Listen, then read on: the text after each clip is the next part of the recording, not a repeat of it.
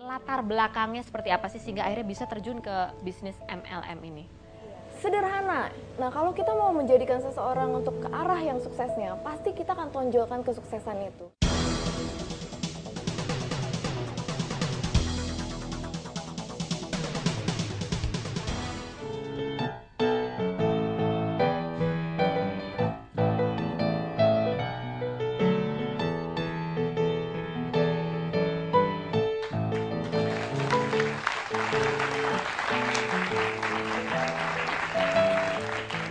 Salam jumpa pemirsa, senang sekali saya Feni Rose. Mulai hari ini, Sabtu siang Anda pukul 11 selama 30 menit ke depan akan diisi dengan sebuah program yang sangat menarik.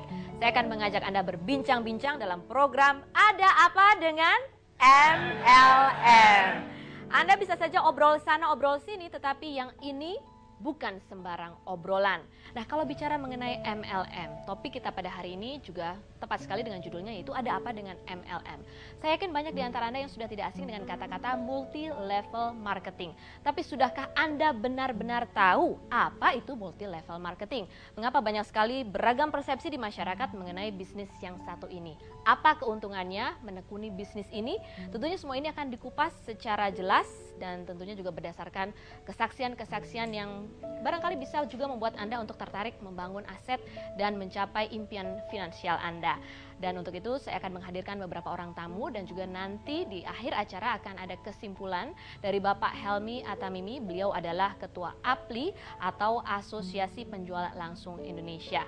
Baik, langsung saja saya akan perkenalkan tamu kita yang pertama pada hari ini, yaitu seorang pengusaha tetapi juga masih meluangkan waktunya untuk menjalankan bisnis MLM. Dan pengusaha ini juga masih berstatus mahasiswa. Beliau ini pernah menjalankan atau pernah mengikuti kuliah di berbagai fakultas. Tapi beliau mengaku tidak ada yang selesai, kecuali bisnisnya yang sampai tuntas. Nah, motivasi apa yang membangkitkan beliau begitu bersemangat menjalankan bisnis MLM-nya? Kita simak profil singkatnya berikut ini. Berawal dari seorang mekanik, Heru Kuncoro diperkenalkan Tiansi oleh sahabatnya. Dengan keyakinan dan pantang menyerah, Heru Kuncoro menjadi salah satu pemenang dalam bisnis ini.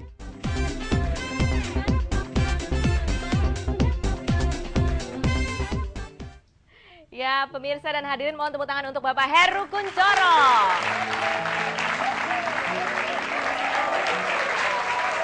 Apa kabar Pak Heru? Silakan duduk, luar biasa. Bagaimana bisnisnya Pak? Selalu lancar. Selalu lancar, pantas selalu bersemangat kalau menjalankan bisnis MLM. Ya. Tapi Pak, ini ya, saya mau bertanya, ini pertanyaan penting sekali. Di masyarakat itu beredar sekali banyak persepsi atau banyak pengetahuan mengenai MLM. Ya. Tapi apa sih sebetulnya bisnis multi level marketing ini? Jadi begini Mbak Feni, jadi MLM ini sering didengar oleh masyarakat, Ya. tapi banyak masyarakat yang belum mengerti sebetulnya MLM itu apa. Ya. MLM itu simpel sebetulnya. Saya yakin sekarang kalau saya tanya kepada Mbak Feni pernah nggak beli minyak goreng, pasta gigi, mie instan di pabriknya langsung? Di pabriknya langsung? Nggak pernah kan tentunya. Nggak pernah. Tentunya belinya pasti lewat toko atau warung. Iya, betul. Nah, kemudian kenapa kok belinya lewat toko dan warung? Karena jalur distribusi konvensional itu produk dari pabrik melalui distributor wilayah, distributor besar, distributor kota, grosir, toko, warung, baru nyampe ke tangan konsumen. Jalur distribusi yang panjang ini memakan banyak biaya. Ya. Belum lagi biaya iklan, sayembara dan sebagainya. Sehingga konsumen hanya mendapatkan manfaat produk, tidak ada nilai bisnis atau finansial yang didapat oleh si konsumen. Nah, akhirnya datanglah satu solusi yang sangat dahsyat, yang luar biasa, yang membuat terjadinya satu efisiensi bagi jalur distribusi yang panjang tadi dipangkas. Jadi perjalanan produk dari pabrik melewati jalur distribusi yang panjang tadi dipangkas dan produk tadi langsung nyampe ke tangan konsumen. Bagi mereka si konsumen yang mau menjalankan bisnisnya sebagai seorang distributor, dia pun berhak menjadi seorang distributor yang besar akhirnya, sehingga dia pun dapatkan penghargaan seperti BMW gratis atau Mercy gratis. Jadi kelebihannya dengan menjalankan MLM ini, kita tidak saja mendapatkan sebuah produk yang sudah berkurang ini kos-kos distribusinya dan promosinya, tapi juga punya kesempatan untuk jadi distributor. Betul. Seperti itu? Iya. Sekarang kita lihat, kalau dengan distribusi konvensional, yang berhak menjadi seorang distributor besar pasti pemodal besar. Iya. Pemilik armada-armada kuat, Iya. lahan yang besar, jaringan besar. Orang yang punya koneksi, punya pengaruh, hanya mereka-mereka. Nggak mungkin dong kalau mahasiswa yang nggak punya modal, nggak punya pengetahuan, nggak punya kenalan, pengen jadi distributor besar, gimana caranya? Kalau ada yang bilang bahwa kalau mau cari uang gampang, dapat uang besar, ikut aja MLM, itu betul nggak sih Pak Betul. sebetulnya? Hah? Betul. Betul. Betul. Enggak, sungguh. Kenapa saya katakan betul? Karena saya pernah jadi karyawan 5 tahun. Dari tahun 90 saya menjadi pengusaha sampai hari ini. Ya. Jadi kalau orang pernah merasakan kerja sebagai karyawan, apalagi sebagai pengusaha, begitu dia menjalankan sebagai seorang pebisnis di MLM, dia akan tahu betapa bisnis ini sangat mudah. Kenapa? Terus terang saya katakan, saya belum keluar keringat dari bisnis ini udah dapat BMB gratis. Gimana nggak mudah? Saya pernah jadi karyawan 5 tahun, jangankan beli mobil, beli motor aja nggak bisa kok. Iya.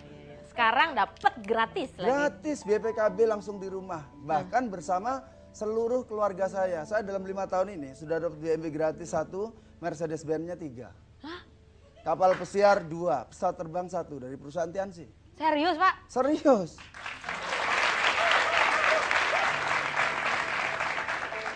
Pantas kuliahnya nggak ada yang selesai nih Pak. Karena bisnis ini memang ternyata memberikan benefit yang luar biasa ya Pak Heru ya? Sangat luar biasa. Kalau bicara bisnis, itu tentunya yang penting hasilnya. Betul. Bukan modalnya yang besar, hasilnya besar, itu sih biasa. Tapi ada yang bilang bahwa produk-produk dari dengan yang dijual melalui jalur MLM ini sudah di markup harganya. Sehingga konsumen ini mendapatkan harganya sebetulnya sudah dinaikkan, sudah tinggi, sudah mahal. Betul nggak sih seperti itu? Sebetulnya itu hanya salah persepsi daripada masyarakat yang kurang mempelajari tentang MLM itu seperti apa. Sebetulnya itu hanya masalah pemindahan biaya-biaya dari pemangkasan jalur-jalur distribusi. Kalau dulunya di jalur konvensional, distribusi konvensional itu hadiah-hadiah, keuntungan-keuntungan itu yang menikmati adalah kelompok-kelompok pemodal besar tadi.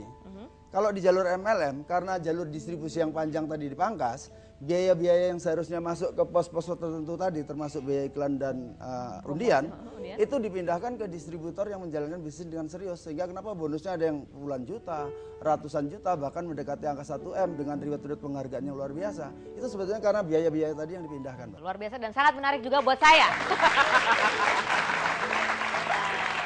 Baik pemirsa, berikut ini saya masih akan menghadirkan seorang tamu yang masih muda sekali usianya, tapi saya yakin pencapaiannya juga tidak kalah luar biasa seperti yang dicapai oleh Bapak Heru Kunchoro. Seperti apa? Jangan kemana-mana, kami akan segera kembali di Ada Apa Dengan Stasiun televisi, selling juga sebetulnya. Acara-acara terbaik supaya ratingnya tinggi, banyak yang pasang iklan. Terus seorang presenter, Mbak Feni, jual diri. selling juga.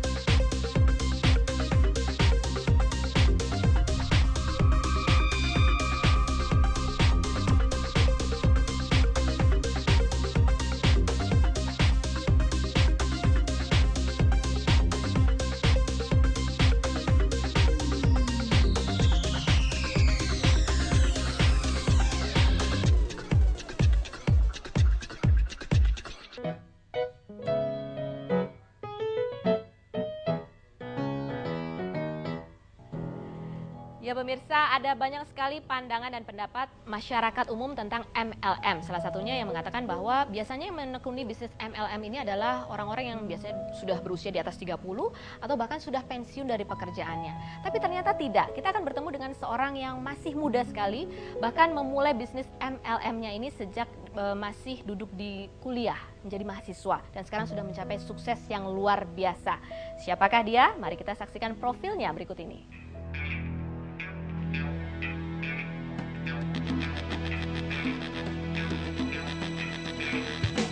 Bergabung di bisnis Tianxi tahun 2002. Kini, Rizky Kanata memperoleh kebebasan finansial dan kebebasan waktu. Menurut Pak Rizky, mengapa ada begitu pandangan yang begitu salah tentang MLM selama ini? Ada 2 poin kalau menurut saya. Pertama, paradigma masyarakat umum udah salah. Jadi mereka banyak pukul rata, semua bisnis yang modelnya merekrut orang, ada penghasilan dari situ, yang ada bulet-buletnya itu dianggap MLM semua. Iya. Padahal sekarang banyak sekali bisnis money game, permainan uang yang mungkin produknya nggak jelas atau kalau ada produk pun cuma kedok aja dianggap MLM. Iya. Dan itu biasanya yang membuat orang punya pengalaman buruk, Iya. uangnya hilang dan sebagainya.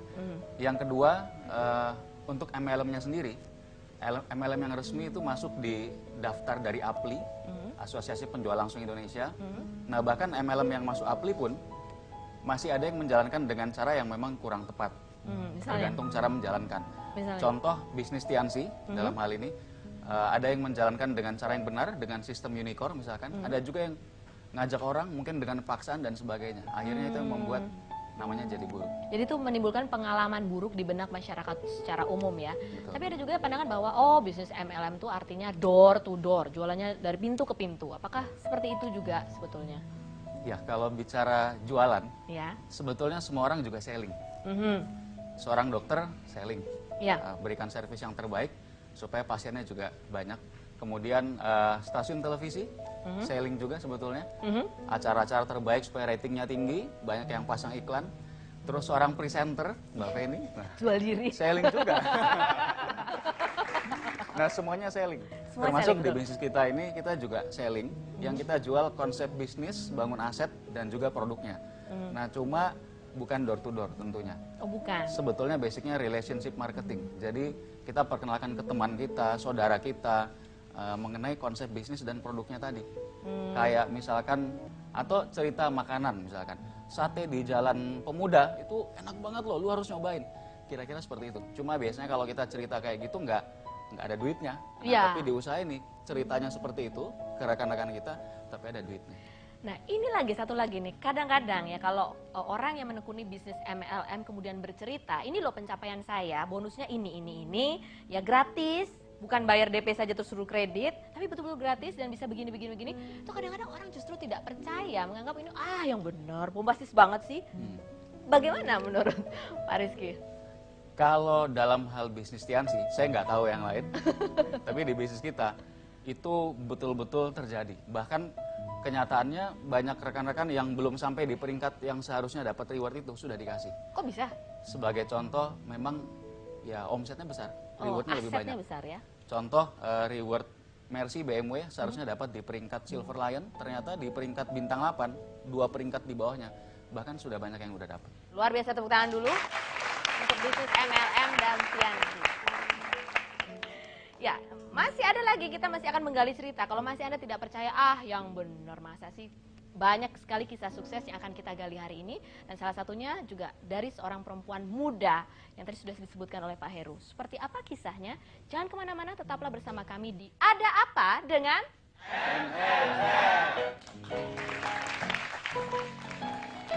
Kalau saya ngasih keluarga saya, ngasih teman saya peluang bisnis ini, di sikap saya memberi dia peluang gitu. Kalau sampai dia yang nolak, dia yang kurang hoki. Gitu. Jadi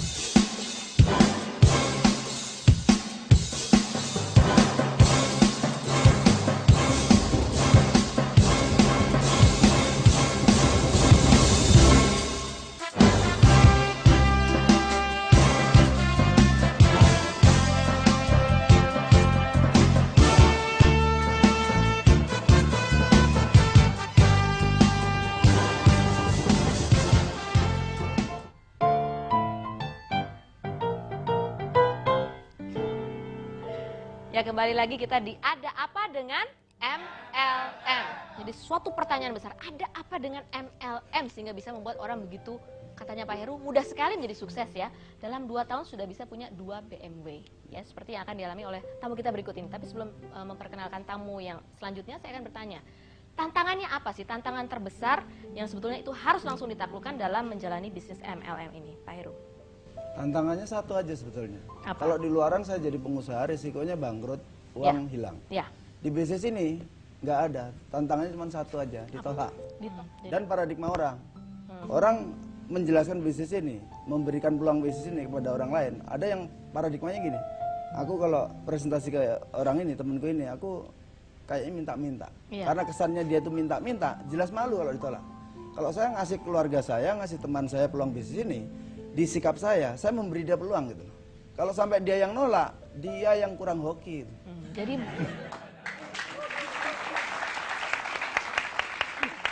Jadi semuanya ada di mindset sini ya, Mindset. ada di visi kita, visi yang kita tawarkan untuk orang lain. Baik, nah seperti apa kisah perempuan yang satu ini yang menjalani bisnis MLM juga dari sejak bangku kuliah? Kita akan saksikan bersama profilnya berikut ini.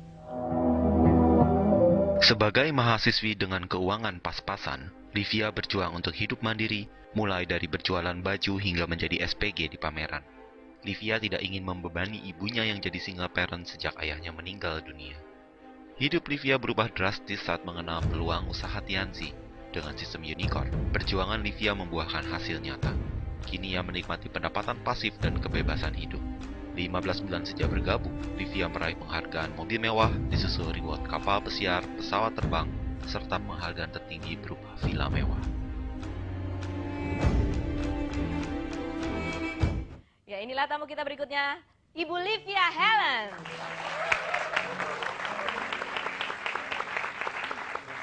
Masih muda sekali. Halo. Silakan duduk. Masih muda sekali, sudah pencapaiannya luar biasa ya. Luar biasa. Dalam Guru tempo. saya. Gurunya malah. Betul. Gurunya lebih muda. Lebih mudah, ini anehnya bisnis. Aneh sekali ya. Kehidupan dunia ya. Tidak berdasarkan usia dan tidak berdasarkan berapa modalnya. Betul sekali. Nah, ini mungkin yang juga jadi pertanyaan buat banyak pemirsa ya. Kalau ngomong MLM, kenapa sih yang ditonjolkan selalu yang sukses-sukses gitu ya? Nggak pernah yang gagal-gagal ditonjolkan. Ini coba kita tanya ke Mbak Livia, gimana? Kalau saya lihat sebenarnya gini, semua pendapat yang timbul di masyarakat, yang akhirnya kebanyakan yang muncul negatif-negatifnya ya tentang MLM. Kalau saya lihat semua masalahnya hanya di paradigma saja. Contoh sederhana deh, kalau saya tanya sama Mbak Feni, kira-kira Mbak Feni mau jadi yang suksesnya apa mau jadi yang gagalnya? Iya pasti mau jadi yang sukses Dalam dong bidang ya. apapun loh ya. Iya, dalam bidang apapun, Pasti betul. mau jadi yang sukses Betul. ya kan. Nah, sederhana. Nah, kalau kita mau menjadikan seseorang untuk ke arah yang suksesnya, pasti kita akan tonjolkan kesuksesan itu supaya orang punya harapan, supaya orang bisa melihat, oh, di sana toh jalan suksesnya. Oh, ke sana toh saya menuju. Nah, itu dia yang kita tonjolkan. Contoh sederhana saya bisa kasih seperti ini. Kalau orang tua menganjurkan anaknya untuk kuliah, apakah yang dicontohkan adalah mereka yang kuliah dan akhirnya menjadi pengangguran, ataukah mereka yang kuliah dan akhirnya sukses? Oke, Bu Livia mungkin bisa cerita sedikit latar belakangnya seperti apa sih sehingga akhirnya bisa terjun ke bisnis MLM ini? Iya, sebenarnya latar belakang saya ini, saya single parent sejak umur saya 14 tahun ya. Saya duduk masih di bangku SMP saat itu dan saya putri ketiga, ya. Jadi saya anak ketiga dari orang tua saya. Saya bungsu, kakak saya ini dua-duanya laki-laki dan mereka akhirnya kami semua bertiga ketika kami kehilangan figur seorang ayah, kami semua bertiga itu hidup dari hasil MLM karena ibu saya pelaku MLM. Oh, jadi dari ibunya. Jadi sebenarnya dari saya melihat MLM itu baik dari sejak saya masih kecil sebenarnya. Karena Sudah merasakan hasilnya? Iya, karena ibu saya ini latar belakangnya hanya ibu rumah tangga biasa. Benar-benar ibu rumah tangga biasa yang taunya hanya pergi ke pasar, masak untuk anak-anak dan suami, kemudian antar jemput saya ke sekolah. Terus tapi dengan beliau mengikuti MLM, berubah sekali, bahkan sampai penghasilannya itu bisa dipakai untuk menghidupi kami semua. Dari situ saya melihat. Kemudian sejak usia berapa sebetulnya terjun ke bisnis MLM? Aduh Pak Doni, ini aja ya kalau kita mau menguak rahasia, kita pasti sudah tidak sabar ingin tahu. Nih Pak Doni ya, banyak orang mengatakan bahwa sekarang lagi demam wirausaha, bahkan banyak buku, training untuk menjadi seorang wirausahawan. Kemudian juga Bapak Presiden juga mengatakan himbau agar kita selalu menumbuhkan semangat kewirausahaan. Menurut Pak Doni sendiri, bagaimana ini? Menurut saya sangat penting sekali dan saya sangat mendukung sekali Ya. Mental kewirausahaan itu sendiri, dan saya pikir seluruh bangsa Indonesia harus memiliki mental itu gitu. Kenapa? Yang jelas ketika kita mengalami krisis, lapangan pekerjaan juga semakin sempit. Ya. Otomatis juga makin banyak pengangguran. Terus saya melihat juga kondisi ekonomi sekarang kayaknya sulit deh, kalau mamanya kita cuma bisa mendapatkan dari penghasilan tetap gitu ya. Saya mengatakan seperti itu karena apa? Karena di industri network marketing MLM ini khususnya kita penghasilannya nggak fix gitu. Tiap bulan selalu nambah gitu. Oh gitu, nggak fix itu tiap bulan selalu nambah, bukan bulan ini ada bulan itu enggak ya? Betul. Jadi saya pikir begitu juga perekonomian kita. Kita nggak tahu kedepannya bahan bakar kita apakah tetap dengan harga sekian atau semakin lama semakin naik. Makanya kita perlu untuk membentuk mental wirausaha ini supaya benar-benar kita bisa berkehidupan mapan kedepannya gitu. Dan TMC membentuk kita sebagai seorang wirausaha. United Core Vision membuat kita sebagai seorang wirausaha yang mandiri gitu.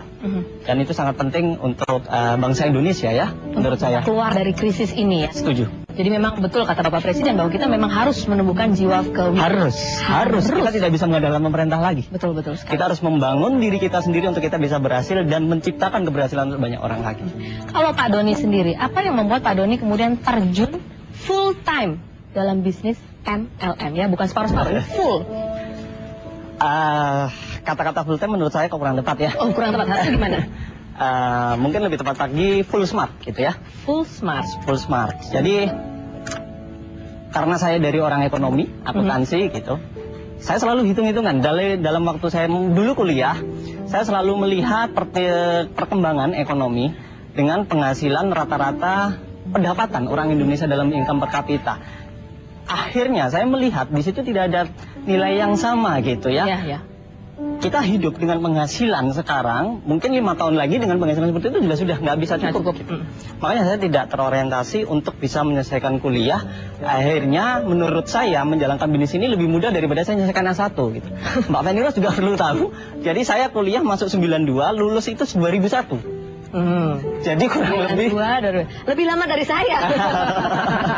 Berarti Mbak Feni lebih bisa sukses daripada saya. Oh, gitu. Amin. Ya, jadi saya benar-benar tidak melihat bahwa seorang sarjana untuk masa depan, apalagi saya seorang sarjana ekonomi, apakah saya bisa hidup mapan nantinya. Nah, saya melihat atau saya selalu mencari sesuatu jalan yang bisa merubah masa depan saya menjadi sesuatu yang luar biasa. Karena ketika saya masuk di ekonomi akuntansi, itu selalu dihadapkan posisi selalu menghitung uang gitu. Cuma masalahnya bukan uang saya sendiri gitu. Uang orang lain. Uang orang lain gitu. Kemudian Pak Doni memilih untuk, kalau ini ada di depan ada bukunya Cash Flow Quadrant. Nah, dari buku ini juga akhirnya saya juga mulai terbuka.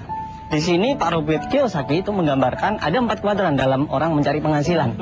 Kuadran kanan, kuadran kiri itu kita bekerja untuk uang. Tapi kalau kuadran kanan, uang bekerja untuk kita. Dan Mas Doni memilih untuk? Kuadran kanan, uang bekerja untuk kita. Ketika kita bekerja untuk uang, kita terbatas waktu 24 jam sehari. Ya. Kita dituntut ke depannya, potensi penghasilan harus selalu nambah. Karena kondisi ekonomi yang serba tidak menentu. Perlu kiranya untuk saya berpikir ulang, dan saya harus memutuskan pada waktu itu, saya harus bergabung dengan usaha yang bisa mengantarkan saya bisa sukses. Dalam arti financial freedom dan bebas pikiran. Dan itulah kunci suksesnya ya. Sudah dicapai? Sudah ya, dengan mantap sekali. Nih boleh cerita nih, dulu kuliahnya di Yogyakarta ya? Jadi sebagai perantauan. Padahal ada yang bilang loh, kalau menjalankan bisnis MLM itu katanya harus udah punya banyak teman. Seperti itu nggak sih Pak Iwan? Nah, jadi seperti ini Mbak Feni.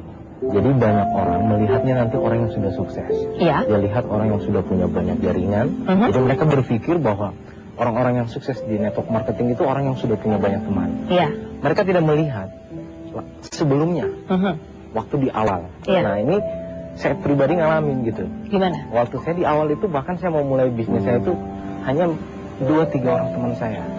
Itu yang tertarik bergabung. Justru saya ketemu teman banyak, bahkan saya bisa punya keluarga besar itu dari bisnis network marketing. Jadi sebetulnya tidak perlu harus sudah apa istilahnya ya, gaul abis gitu untuk bisa gabung bersama bisnis MLM. Dari 2-3 teman yang awalnya join saja sekarang sudah menjadi berkembang ya networkingnya. Nah kemudian ada juga yang mengatakan bahwa gini nih, kalau ikut di bisnis MLM tuh katanya persahabatan bisa kacau balau. Soalnya gini, wah ntar di prospek nih gitu, dikit-dikit ngomonginnya MLM nih gitu. Betul nggak sih seperti itu? Ya, kebanyakan masyarakat itu paradigmanya berbeda. Ya. Jadi ya saya tidak salahkan mereka yang memiliki konsep seperti itu. Nah, enaknya kita di Unicorn sebagai support systemnya, kita diajarkan untuk bagaimana menjalankan bisnis ini dengan secara profesional. Saya kira banyak kasus seperti itu mungkin cara dia menjalankan itu tidak tidak profesional, sehingga justru misalnya dia menawarkan pada saat waktu yang tidak tepat atau memaksakan kehendaknya. Jadi dia melihat dari sudut pandang dia pribadi, itu yang membuat banyak orang akhirnya tidak simpati gitu, Mbak. Lalu apa yang istilahnya diberikan oleh Unicorn sehingga akhirnya pendekatan yang dilakukan ketika menekuni bisnis ini tuh tidak membuat orang kemudian jadi antipati terhadap kita? Apa sih yang penting sebenarnya harus kita perhatikan? Nah, ini dia. Nah, menariknya kita menjalankan Tiansi dengan support system Unicorn. Sejak awal kita sudah dibekali dengan berbagai macam alat bantu seperti kaset, pertemuan, bahkan buku. Nah, di sana semua lengkap ya, sehingga dari awal kita harus sudah tahu tracknya, langkah pertama seperti apa, langkah kedua seperti apa. Nah, kalau kita ngikutin itu, saya kira mungkin kita akan berhasil seperti orang-orang di Unicorn lainnya. Termasuk Pak Iwan ya, dan Pak Penan tentunya.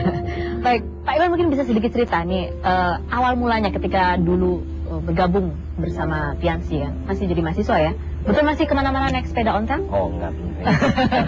Mungkin ada, apa sih kendalanya waktu itu ketika pertama terjun ke bisnis MLM ini? Kendalanya apa yang dirasakan? Nah, mungkin karena background saya orang yang kekurangan lah ya.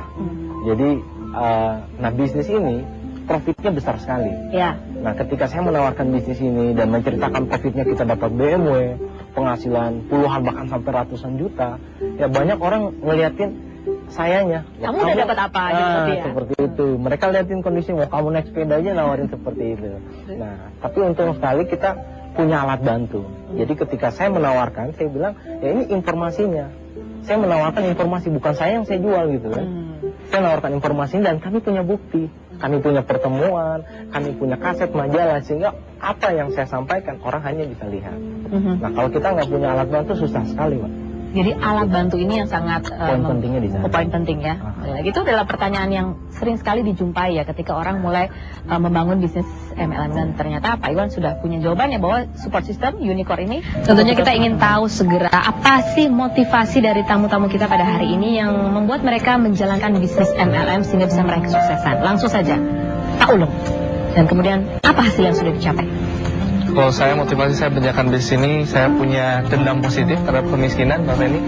Dulunya saya anak kos, saya dari Tasikmalaya, saya kuliah ke Bandung, saya dikasih orang tua duit jajan Rp300.000 satu bulan, dan saya pernah satu ketika saya bersama pacar saya waktu itu jajan bakso Malang Rp10.000 sampai saya nggak bisa bayar gitu, Pak Feni. Intinya seperti itu. Lalu saya pulang ke kos-kosan saya nangis, dan dari sana saya bersumpah bahwa saya nggak akan jadi orang miskin lagi, Pak Feni. Jadi siapa yang bayar baksonya akhirnya? Akhirnya nggak jadi, Pak Feni. Akhirnya nggak jadi, berantem jadinya. Oh, pantas nangisnya.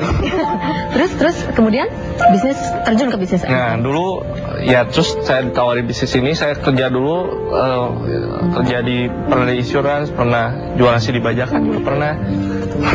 Jangan ditiru ya. Ya, untung sudah bertobat.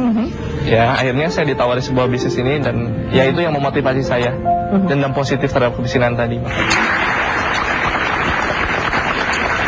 Kalau Bu Nurbaiti, apa yang memotivasi Ibu sehingga menjalankan bisnis ini? Sebenarnya saya, Mbak Penny, dari keluarga petani kecil. Jadi saya melihat dari kecil orang tua saya kerja keras, banting tulang. Dan pada saat itulah saya berpikir keras bagaimana caranya untuk merubah ekonomi keluarga. Saya biasa makan ubi, saya anak pertama, saya mempunyai saudara 10 bersaudara, dan luar biasanya saya salut sekali dengan orang tua saya.